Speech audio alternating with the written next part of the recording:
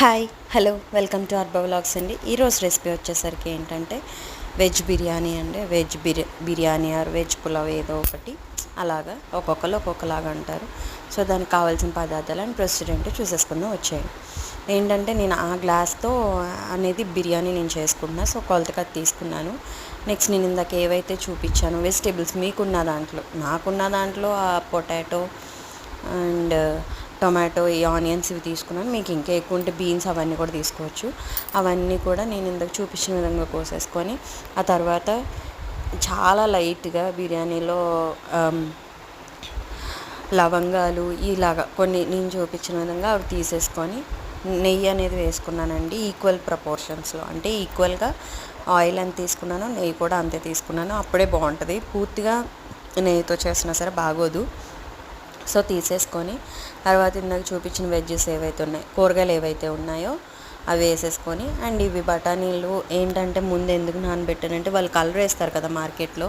So ఆ colour కొంచెం అయినా సరే కడుగుతా మంచిదని చెప్పేసి అలా పెట్టాక వాటిని మిల్ మేకర్ అండ్ ఇంకొకటి ఎంతైతే సాల్ట్ కావాలో, ఉప్పు కావాలో అంత వేసేసుకొని కొంచెం సేపు ఫ్రై చేయాలి. ఒక 2 to 3 minutes పెట్టేసుకున్నాక ఏంటంటే తర్వాత అల్లం వెల్లుల్లి పేస్ట్ వేసేసుకొని మళ్ళీ ఒక 2 to 3 minutes అల్లం వెల్లుల్లి పేస్ట్ కూడా పచ్చివాసన పోయేంతవరకు మగ్గబెట్టుకోవాలి. పెట్టుకున్నాక లాస్ట్లో కొత్తిమీర అనేది వేసుకోవాలి. మీ దగ్గర ఉంటే పుదీనా కూడా వేసుకోండి. వేసుకున్నాక ఏంటంటే ఇందాక నేను ఆ గ్లాస్తోనే కదా బియ్యం తీసుకున్నాను. సో అదే గ్లాస్తో ఒక గ్లాసు తర్వాత పావు కప్ అండి వేయాలి. ఒకవేళ నార్మల్గా డైరెక్ట్గా చేసుకునేటట్టయితే 1.5 వేసుకోండి.